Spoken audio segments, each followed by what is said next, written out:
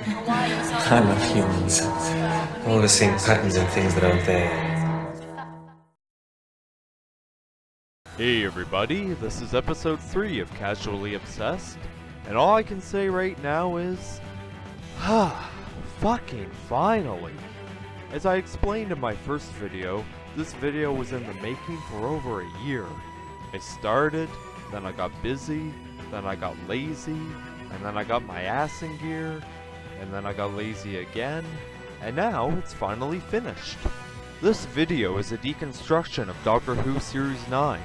The reason for making this video is, like a lot of other Doctor Who fans, I was in awe of how utterly disappointing the Series 9 finale Hellbent was, and how weak and convoluted the hybrid story arc was, and how so many things went wrong in so many ways.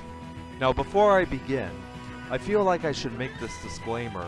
There is a lot of Moffat bashing in this video, which I think is perfectly justified, but I'm also aware of the trend of Moffat bashing within the fan community, and for the longest time I was sort of a Moffat apologist that was sort of able to look past a lot of the obvious mistakes and missed opportunities throughout his tenure, because, hey, he's written a lot of really good stories. But Hellbent was the straw that broke the camel's back for me, and it made me question the future of the show for the last year or so. But with the latest string of news about Series 10 over the last month, I have high hopes for Doctor Who again. But when something blunders so badly that it divides the fandom and pisses off so many fans, you gotta be called out for it. And I'm no exception. You can call me out for overanalyzing the show, as evident by how long this fucking video is. I'm just pointing out the obvious and the not so obvious for the next while. So if you think I have fucked up and made mistakes in this video, feel free to call me out on it. And like the clip at the beginning of the video, I may very well be seeing things that aren't there, so humor me as I go in depth with this. So why all the disappointment anyway? Well, for starters, they really built up the hype for this series. I used to go all the time on Cultbox to see what new snippets of information I could catch on the development of the series, because Peter Capaldi made a huge impact on me. Not only is he one of my favorite Doctors, but I think he had one of the strongest first seasons of any Doctor. So reading into what they released, you would read quotes like, "Season 9 is the glory years of Peter Capaldi's Doctor and Clara. The Doctor is throwing himself into life with a newfound hunger for adventure, but I sense him running from something that even he does not yet understand." In a way, Clara doesn't fear as much because she's got nothing to lose anymore, because she's kind of lost everything since Danny's death, and luckily the Doctor came back. But I think she no longer fears her own mortality in a way, which obviously makes her a very reckless companion. Clara in part thinks she's a bit of the Doctor, and she really isn't. She's obviously human, and is obviously going to get herself in a lot of trouble if she starts to think like that. And tantalizing quotes like, "We are going to resolve the matter of his face. He's going to try and figure out where he's seen that face before. So, a sequel to Day of the Doctor and Terror of the Zygons? Absolutely no pressure. This episode is assembled from footage found in the wreckage of a crashed space station. We're just putting it out as it was discovered." So obviously one would get excited from quotes like these, but there was always something in the back of my mind the entire time I was waiting for Series 9. It was something Stephen Moffat said even before Series 8 came out, where he said, "I just figured out the cliffhanger to the penultimate episode of Season 9. And it's a whopper. Oh, I don't think you'll see this coming." And as the months went on, it was even more exciting to hear that. Episode 11 is a single-hander story with just Peter Capaldi and no other cast members.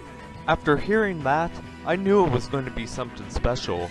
After seeing Capaldi in Series 8, I knew without a doubt that he could hold his own as an actor without anyone else. Something I don't think even David Tennant or Matt Smith could do. They seemed like characters who needed other characters to bounce off of. I really can't see them pulling a single-hander on their own. In fact, when I look back at other Doctors, the only other ones that I can think of pulling off a story like this are the two Bakers. Tom Baker, who played the 4th Doctor, and Colin Baker, who played the 6th Doctor. No offense to any others that I mentioned, but I really can't see anyone like the 7th Doctor, or the 2nd Doctor, or the 5th Doctor pulling off a story like this. That all being said, I knew that somehow the series finale would be based around the return of Gallifrey. It made sense not to return to Gallifrey right away in Series 8 because it was still too soon after it was saved in Day of the Doctor. We spent 8 years believing that Gallifrey was destroyed and the Time Lords were gone. Obviously we're not going back straight away. It was the way Moffat described it, a whopper we wouldn't see coming, and that it was a single-hander. I felt like the Doctor was going to go on a big epic journey to find a way to bring the planet back to this reality. My hopes were risen to its highest when a month before The Magician's Apprentice aired, Moffat released teasers for every episode in Series 9. For Heaven Sent, we had In a world unlike any other he has seen, the Doctor faces the greatest challenge of his many lives, and he must face it alone. And for Hellbent we had If you took everything from him, and betrayed him, and trapped him, and broke both of his hearts, how far might the Doctor go? It is time, at last, for the Doctor's confession. Several questions popped into my head when I read these teasers. First of all, a world unlike any he's ever seen? Greatest challenge of his many lives? Well, that's a bit of a tall order. The Doctor has seen many worlds and has been to many strange places, and there are very few areas we haven't covered yet, which is probably why the Doctor always seems to be stuck in modern-day London. And great challenge? Saving Gallifrey wasn't his greatest challenge? Well, if that wasn't it, then maybe... perhaps... bringing Gallifrey back to the universe is? One can only hope. And then there's the description of Hellbent. After everything that was hyped up, I kinda figured Clara was going to die. But the other things... betrayal, imprisonment, hearts broken... vengeance? Could we see a Doctor more enraged and furious than he's ever been before? How far could he go? Pretty freaking far, especially Capaldi's Doctor, who isn't afraid to throw punches. Another tantalizing teaser was the teaser image of the Doctor and Clara running away from an explosion.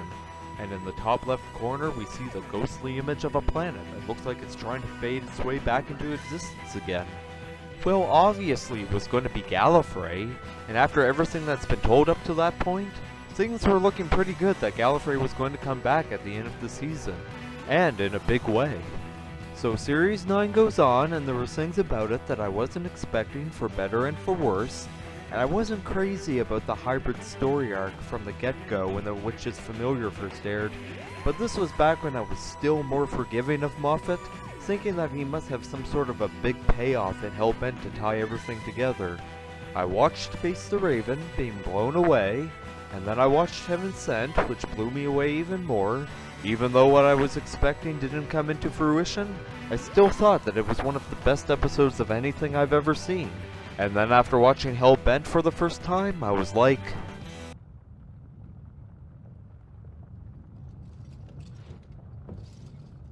And then after a second viewing, I was still like...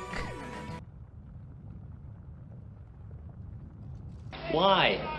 And watching it for a third time, I was like... You fucked it up! You fucked it up!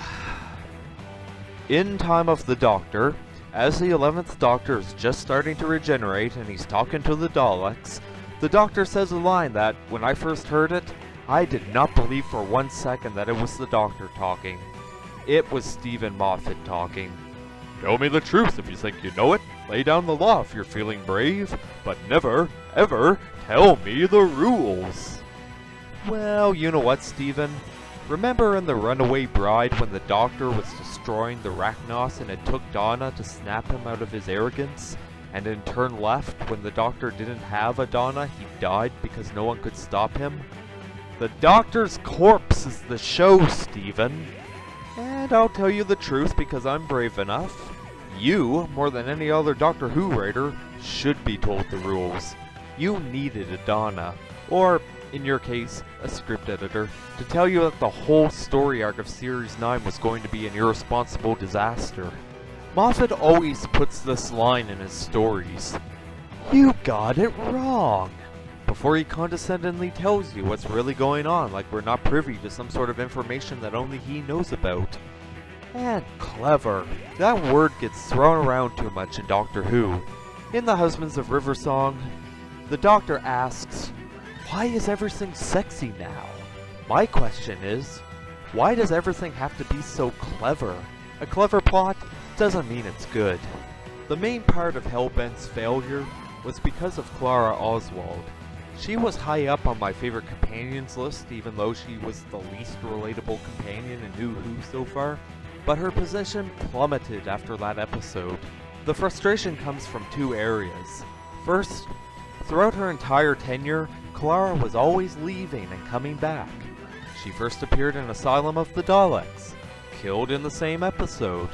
Brought back in The Snowmen, killed in the same episode. At the Bells of St. John, comes back. Name of the Doctor, spread through all of time and space. Comes back the same episode. Threatened to leave in Deep Breath. The 11th Doctor convinced her to stay. Kill the Moon. Leaves after being traumatized by the Doctor's absent-mindedness. Mummy on the Orient Express. Comes back. Death in Heaven. Leaves on a good note, and would have been a fine and dignified exit for an important companion. Last Christmas. Comes back. Face the Raven. Probably the most emotional and well-written companion exits of all time. Hellbent fucking comes back. Leaves after the memory wipe. Comes back to give the Doctor some closure. And then fucking leaves in a goddamn restaurant-themed TARDIS. Second gripe.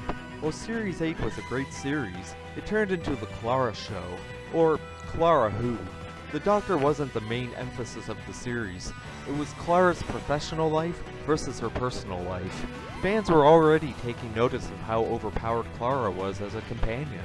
With her shenanigans in the Doctor's time stream, helping him save Gallifrey, and then convincing the Time Lords to give him a new regeneration cycle, it didn't help that she was starting to turn into a Doctor-like character by Flatline, but it was very annoying to have her face in the opening credits, and to have her name before Peter Capaldi's, just to goof the Cybermen. I actually found her not as bad in Series 9.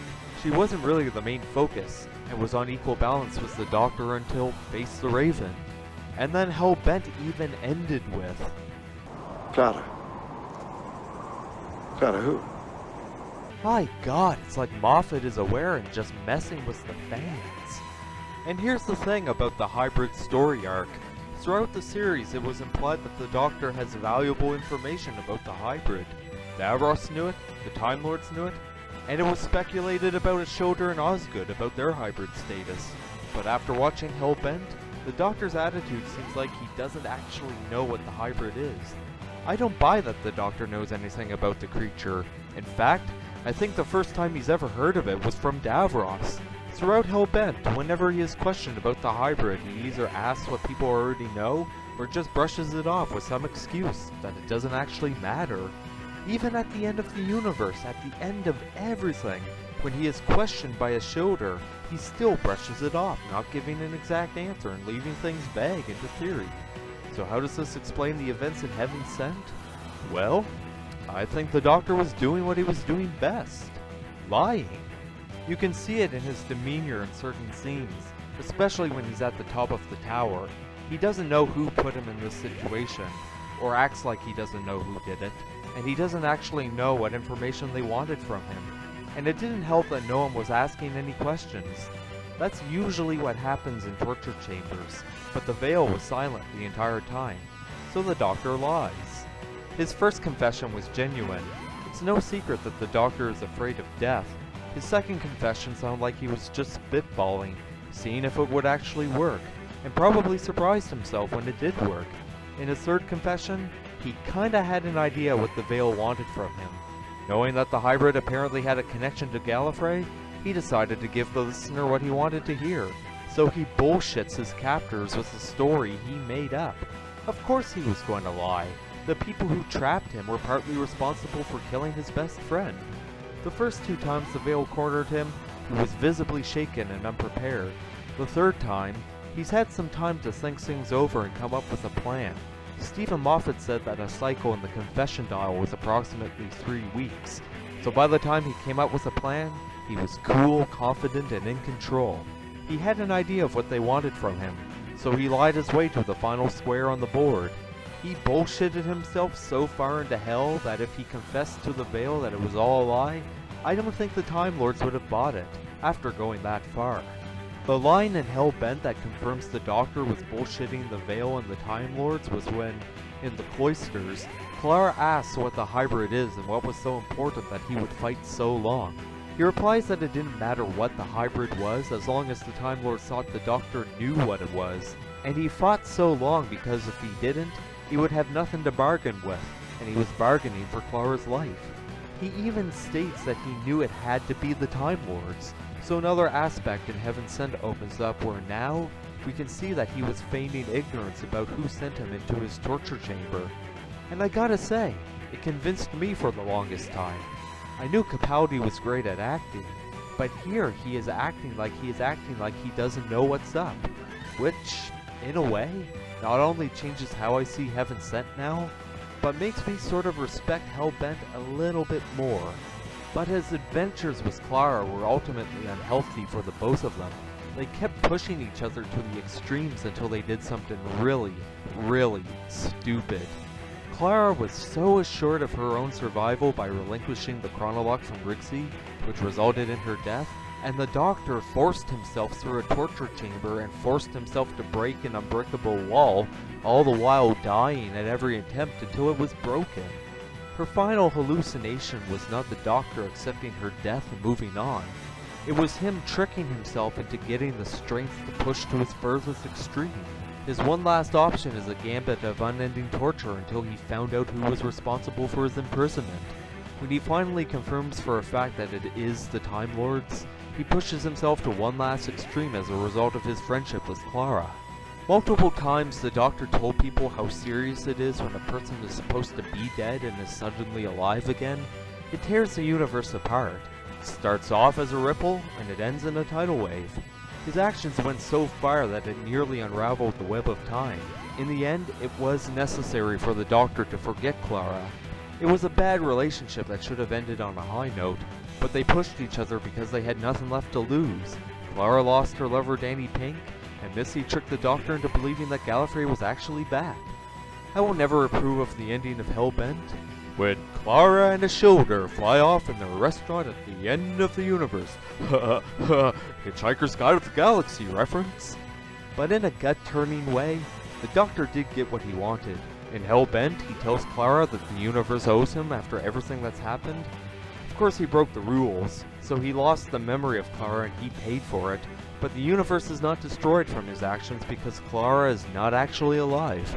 So the universe did actually owe the Doctor Clara's life, which, in my opinion, is still complete bullshit. Now, I don't know what your opinion of this next subject is, and I don't really care. I've personally never seen a positive comment in any review I've seen so far, so I'm not the only one who thinks that this idea is crap. And if you actually liked it, then hey, more power to ya. But it was not everybody's cup of tea.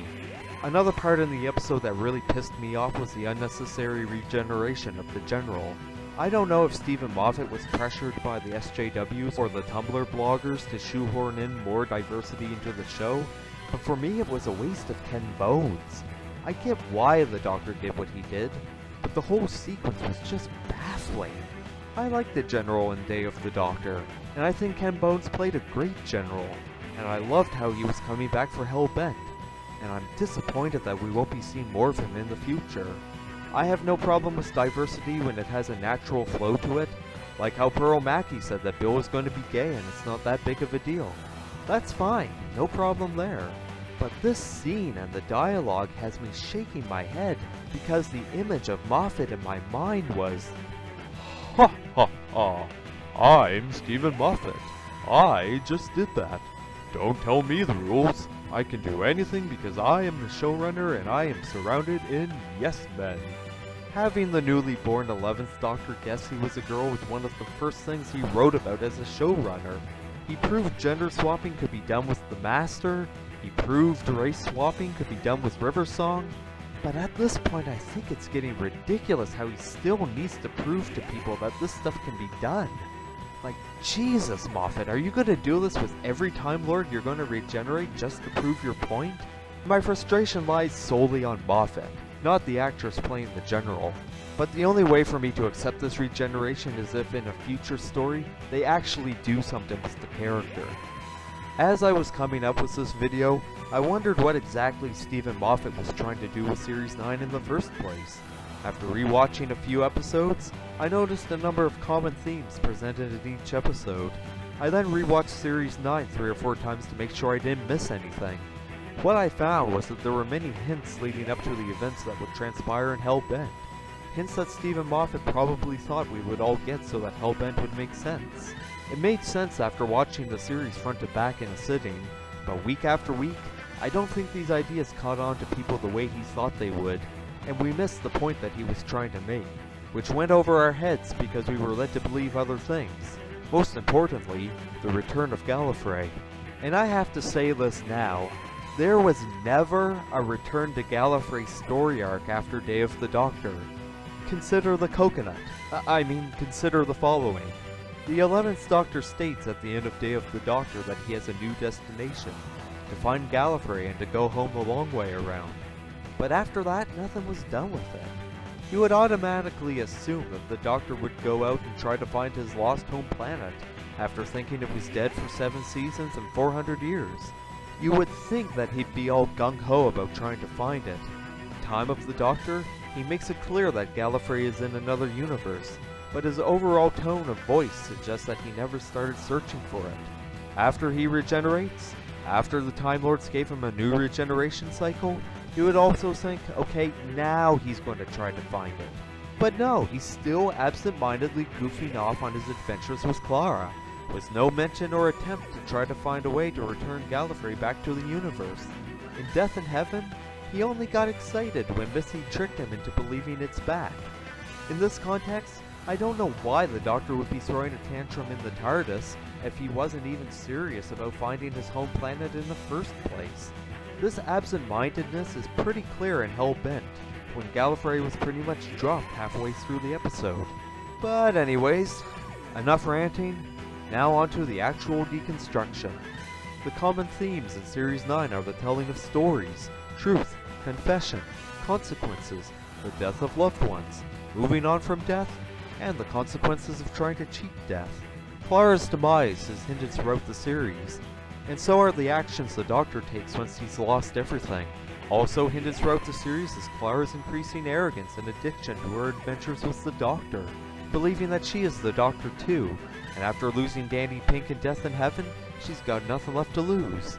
I will start with each episode and how they relate to Heaven Sent and Hellbent. If you find any more idle hints, feel free to add them in the comments section below, or feel free to call me out on my shit for overanalyzing everything. I go really in depth with this, so I really don't mind if you start to blank out halfway through. In the prequel short, The Doctor's Meditation, Bors, finally fed up that the Doctor is incapable of meditating without any distractions, requests the Doctor to tell him the story of why he came to Essex in 1138, and the Doctor begins his story of when he refused to save a young Davros on Skaro. In The Magician's Apprentice, the Doctor is called to Skaro because Davros is dying, and the Doctor, knowing that it may be his final adventure, prepares for his own death through meditation, repentance and acceptance, and contemplation of the Absolute, as Missy puts it. Just what he was trying to do in Essex, but failed, and also setting up parts of the premise in Heaven Sent. When he sees Clara in Essex, and she casually remarks which one of them is going to die, he gives her an emotional look before hugging her, something he would never voluntarily do. As Davros taunts the Doctor, he brings up old stories from the classic and new eras of Doctor Who. The episode ends with Clara and Missy supposedly killed, and the cliffhanger ends with a furious Doctor armed to kill. In The Witch's Familiar, Missy, who has Clara tied upside down, tells her a classic story of the Doctor, and how he is able to win and beat any enemy he is up against. She also mentions the environment of this story. The Doctor trapped, alone, on the run, no TARDIS, no friends, no help. The Doctor happy. In Heaven Sent, as he's analyzing his surroundings and realizes what kind of place he's in, he happily remarks that it must be Christmas. She also remarks how he is able to think of several thousand calculations in a matter of seconds, as he did several times inside his confession dial. We see the Doctor without morals after witnessing the deaths of his two best friends. As Missy would put it later, worlds would burn. The Doctor arms himself with a gun, and the Daleks state that the Doctor doesn't use weapons, but he's forsaken his name like he did in the Time War. He is uncompromising, and he would have spilled blood if Colony Sarf didn't intervene. He later states to Davros that there is no such thing as the Doctor, and that he travels around in a box telling stories. Once Davros learns of the Time Lord's survival, he implores the Doctor to take the darkest path into the deepest hell to protect the Time Lords, and notes like the recreation of Skaro, both would go to any lengths to go back home. Well, the Doctor did take the deepest, darkest path to hell, through his confession dial for 4.5 billion years. In Under the Lake, once the Doctor realizes that he is up against ghosts, he excitedly states that death unifies every living creature, and wants to ask them what death is like, if it hurts, if they still get hungry, and if they miss being alive. In the castle, he muses that every living creature is unified by the fact that no one can remember being born, and no one can remember dying. And as he looks at his own skull, he wonders if death hurts, or if it's scary. When Clara is about to burst out of the TARDIS, the Doctor finds it disturbing how eerily similar he's rubbed off on her, saying that there's only room for one Doctor even in an infinite space like the TARDIS, and he worries about her safety and her addiction to adventure, so he tries to be more of a guardian for her, and doesn't want her to blindly run into danger like he does. Before the Flood begins with the Doctor breaking the fourth wall to the audience to explain the concept of the bootstrap paradox so later events in the episode would make more sense. Ish. And he does this by telling us a hypothetical story about a time traveler who wants to meet Beethoven, finds out he never existed, publishes the music himself and becomes Beethoven, with the paradox being who actually wrote the notes. When the Doctor contacts Clara early in the episode, and she tells him that a ghost has appeared in his form, he solemnly accepts that he has to die, saying it has to happen, that even a tiny change can be catastrophic, spreading chaos and carnage across the universe. The prophecy of the hybrid stated that the hybrid's actions would unravel the web of time. The Doctor trying to avert Clara's death had the potential to destroy the universe because she was supposed to stay dead, and we see these consequences more thoroughly in episodes like Father's Day. And in an eerie foreshadowing, she says that if he loved her in any way, he will come back to save her. When O'Donnell is killed by the Fisher King, knowing Clara is the next to die, the Doctor states that he's going to change history to save Clara. When they go back in time again and see a still living O'Donnell, the Doctor says that no matter what happens, they can't try to cut tragedy off at the root, because then you'll really be seeing ghosts. When the Doctor faces the Fisher King, he comments on the Fisher King's will to endure and survive, and his refusal to lose can be echoed when the Doctor continuously burned 4.5 billion years worth of his own body just to break through an unbreakable wall. He also condemns him for breaking the rules of life and death, violating the laws of time, and declares that the Fisher King's story is over. In The Girl Who Died, the Doctor laments his effect on people, how he turns people into warriors, and in Clara's case, he laments of what he made of her. Clara believes the Doctor can truly do anything, and because of her addiction, he's concerned how similar she's turning into him. Clara reminds the Doctor of his ability to win, and that he's good at it. This sentiment carries on when he loses all hope once he discovers the Asbantium wall. It's this that gives him the strength to beat his torture chamber. While Schilder's playing make-believe with puppets and the Doctor catches her, she tells him that she makes up stories about their battles to help ease her worries when the village soldiers are away. During the battle against the Mire, Schilder uses her imagination and storytelling to project the image of a dragon using the technology in the Mire's helmet. When Schilder dies, the Doctor is saddened by the casualties from his adventures, and whenever Clara will die, the pain will be present no matter where he runs. It's here he begins to bend the rules when he realizes what his face means, and he damns whatever powers may be, and he saves Schilder from death. which has consequences that begin with ripples and ends in a tidal wave later on by making her immortal. In The Woman Who Lived, the Doctor was unaware of the damage she caused to Shoulder until he began to read her journals, the stories of her life, and all the heartache she lived through throughout those 800 years. The Doctor refuses to let Shoulder join him in his adventures because he knows what immortality does to a person. They lose their way, forget what matters, becoming desensitized and bitter at the world after experiencing so much pain. He also explains to her how mortality makes people appreciate how beautiful and precious life is, like how happy Sam Swift was when he was saved from death, and how saddened he was when he realized that his life may be over. The Doctor saw joy in Sam's eyes, and in his shoulders, he saw weariness and emptiness. When the Doctor and Clara start off onto another adventure, she tells the Doctor that she's not going anywhere, but the Doctor, with his vague powers of future insight, gives her a look of sadness when she's not looking, knowing that their adventures may be ending soon. The Zygon Invasion begins with the story of how the War Doctor, the 10th Doctor, and the 11th Doctor stopped a Zygon Invasion in Day of the Doctor. It is continued by a story that the two Osgoods tell about Operation Double, about the 20 million Zygons inhabiting Earth, the nightmare scenario in the Osgood box. The tagline of the Zygon Invasion is, Truth or Consequences. On one side, Truth or Consequences was the name of a town in New Mexico named after an old game show. On the other hand, it is also the demands of the rogue Zygons. Either they be allowed to walk freely amongst the humans, or they will start killing humans and Zygons alike until their demands are met. In the confession dial, the Veil pursues the Doctor. The Veil was meant to extract the truth about the hybrid from the Doctor, or the consequence will be death. In the Zygon Inversion, we see Clara trapped in a world she can't escape from while being interrogated, kinda like the confession dial, and we see her arrogance and further transformation into a Doctor-like character. When interrogated by Bonnie, at first she is indifferent and shrugs off the idea that Bonnie would have to kill her for information. In the Black Archive, the Doctor explains to Bonnie that he once faced an impossible decision with a box, one that would wipe out his entire kind. And the reason he didn't press the big red button is because Clara got inside his head, and she never leaves. When Clara asked how the Doctor felt when he thought that she died, he replied that although it was only 5 minutes, it felt like the longest months of his life. In the confession dial, it was only 3 weeks, but it felt like the longest 4.5 billion years of his life. The entirety of Sleep No More is a story. You can't help but be intrigued when the opening lines are, "You must not watch this." If someone tells you not to do something, there's a strong chance you're going to do it anyway.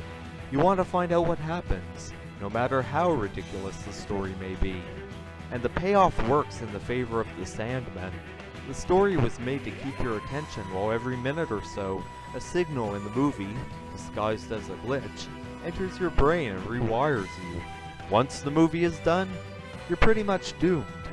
We're all doomed. Huh? That's not the answer I wanted to hear. And I guess it's probably worth mentioning that Gagan Rasmussen, by the end of the episode, is also a hybrid. Part human, part Sandman. In Face the Raven, the Doctor, Clara, and Rigsy try to find a trap street. The Doctor explains how there used to be rumors and stories about hidden streets that contain secret pockets of alien life in London, and believe that Rigsy was retconned in one of these trap streets. As they fly through London, trying to find one, Clara is knocked slightly out of the TARDIS, and just barely hanging on by her feet.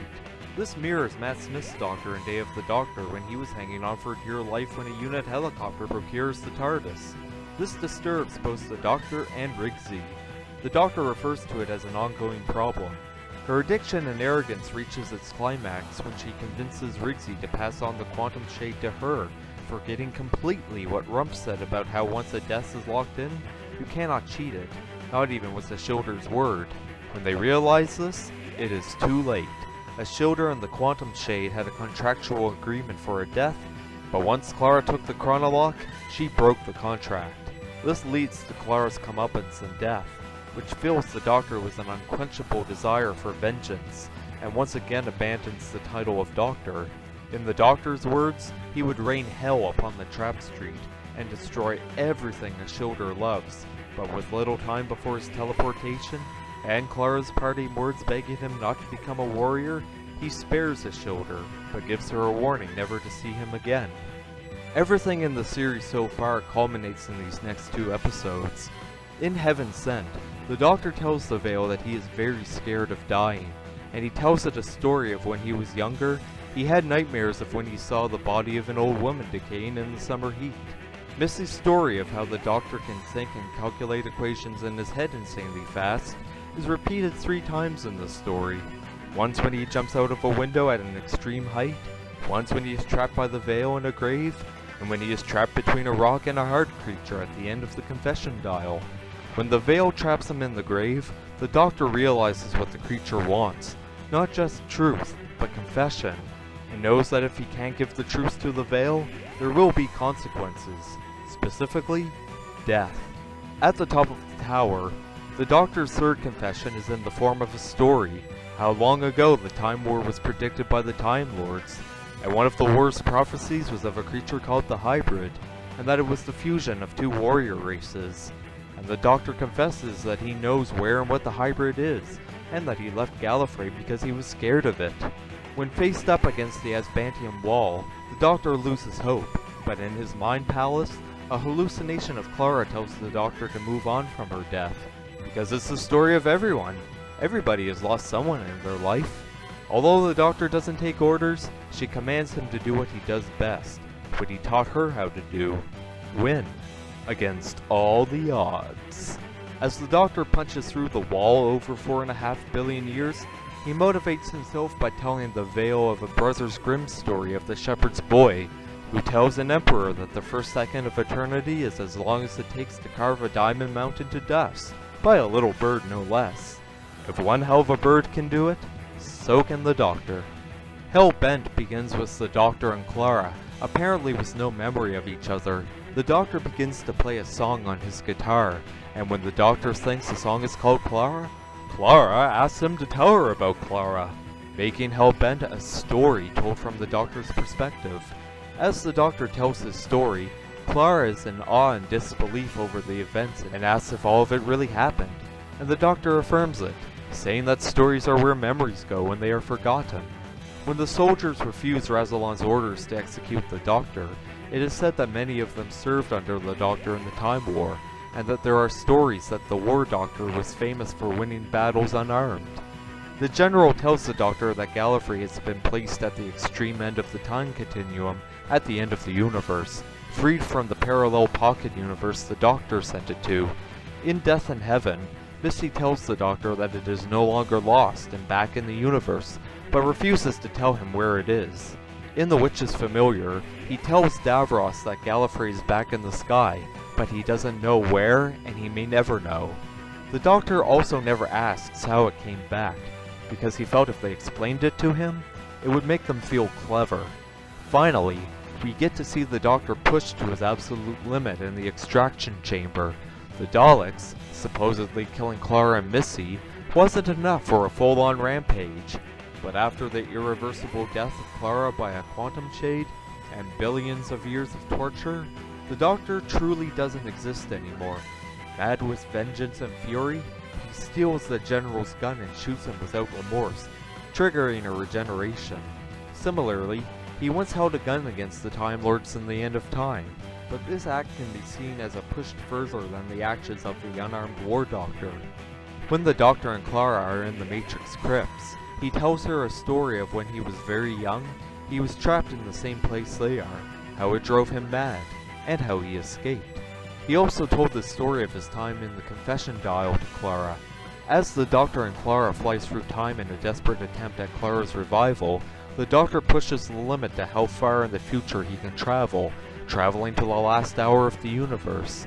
The Doctor's anger and patience is pushed to the limit again, when Clara still doesn't have a pulse. And at the end of everything, when Clara suggests that the universe needs her to die, the Doctor explodes, saying that the universe doesn't have a say anymore, and that he is answerable to no one. And he stated to Ohila that after everything that's happened, The universe owes him this favor. This outburst of self-righteous anger and his attempt to rewrite a fixed point in time by saving someone who should be dead is reminiscent of the Time Lord Victorious from the waters of Mars. Throughout the rest of the episode are far-fetched revelations and some ham-fisted callbacks to the 10th and 11th Doctor's eras. The first being the Waters of Mars callback, and the second one being the Four Knocks, referencing the end of time.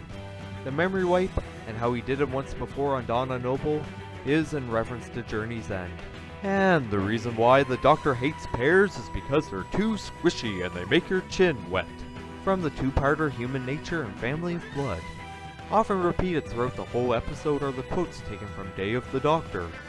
Never be cruel or cowardly, which in some cases is in question of the Doctor's change of heart in the episode. And going back to Gallifrey the long way around, as explained as the Doctor taking a billions-year-long journey to break his way back into Gallifrey, and in reference to Clara and his shoulder finding a big enough loophole to explore the universe for as long as they want, before they return to Gallifrey whenever they feel like it. And also that their TARDIS is in the shape of the same diner in the 11th Doctor episode The Impossible Astronaut, and that he was with Amy and Rory at the time. The episode ends with a newly made sonic screwdriver materializing out of the console like in the 11th hour, and with a message left by Clara recalling her Season 7 catchphrase and her plea to the Doctor from Day of the Doctor, "Run, you clever boy, and be a doctor." And as for the big bad hybrid whose threat loomed over the whole series, while the Doctor and his shoulder throw around some unclear theories and philosophizing about death and endings, it was confirmed in an interview with Stephen Moffat that the hybrid is, indeed, the Doctor and Clara pushing the limits to the point where the universe is in jeopardy. Wow. I mean, when you lay it all out like that, it just makes so much sense. So after much analyzing over Series 9, and finally getting what Moffat was trying to do, does it change my opinion about Hellbent? And the answer, in a way, is yes, it did, for the better. Really? Why? I get what Moffat was trying to do, and finding all these references in each episode certainly helped, and now that I have a clearer mind on the whole concept, I can now watch Hellbent in a better light. But it still doesn't change the fact that it was a major blunder on Moffat's part. So as I said before, I don't like the episode. The delivery wasn't properly executed, a lot of the ideas went over our heads, and it went over my head until I began deconstructing the series. They should have made some of the other ideas as clear as they did with the hybrid. If Steven really wanted us to get what he was trying to do, he should have been more abrasive with those ideas throughout the series, and with the episode teasers he put out, so that it would have come off as a pleasant surprise rather than a jarring shock. If they emphasized even more how the Doctor and Clara pushed themselves, it would have made more sense the first time around. And it would have been even more forgivable if we actually seen the greater consequences due to the Doctor and Clara's actions, like seeing the universe in upheaval and the web of time being unraveled, and the Doctor and Clara do one more adventure to save the universe, plus actually giving us a concrete answer of what the hybrid actually is. And then at the end of the episode they could have parted ways on a dignified note, they would have made peace with everything that has happened, and the Doctor wouldn't have had to forget Clara and he would have gone on to his other adventures. In the face of all this new information from deconstructing the series, we could also say that the continuity of the series isn't actually ruined at all. It could be true that the Doctor went mad in the Matrix cloisters, but it's far-fetched to think that the hybrid is responsible for his motivations going back to the very start of the series. His lying in the confession dial could still mean that he still left Gallifrey because he was bored, thus leaving the continuity in the war games intact. The biggest gripe about everything is that the priorities weren't in order. Ever since Day of the Doctor, the one thing on everyone's mind was the return of Gallifrey, and that was what most of us thought we were going to get. It's not that Hellbent is a bad story in general, but it doesn't work in this scenario. If Gallifrey's return was established in a return to the universe, have some time pass, have a new companion that means the world to the Doctor die, and then do a story like this, I think it would have worked. But when you throw the Return of Gallifrey plot under the rug to have us on the planet and then disregard it halfway through was just plain bad story writing. Well, I think I overanalyzed everything thoroughly enough. In summary, here's Tool briefly articulating my thoughts about everything. That all being said, do I actually have anything good to say about Hellbent? Well, yeah, maybe. I can say that the first 20 minutes were the best part of the episode. I did like seeing the landscapes of Gallifrey. The barn is always a good location to revisit, but I think it's outlived its purpose at this point. I like the Matrix crypts. The Cloister race were a good callback to the Five Doctors. The classic TARDIS interior was pretty rad. But other than that, that's pretty much the only things I like about the finale. Anyways, that's my over-analysis of Series 9. I had 2 more videos on the subject that I thought about doing, but at this point I don't think there's much point in doing them. What I was going to do was to follow this video up with a reimagining of both Heaven Sent and Hellbent, based off of theories I had before Series 9 aired, and how they could have been written to serve the series as a whole better than what we actually got. Right now, I really don't feel like doing them now that the first episode of Season 10 has aired, but maybe at some point I'll say fuck it and probably do it for shits and giggles.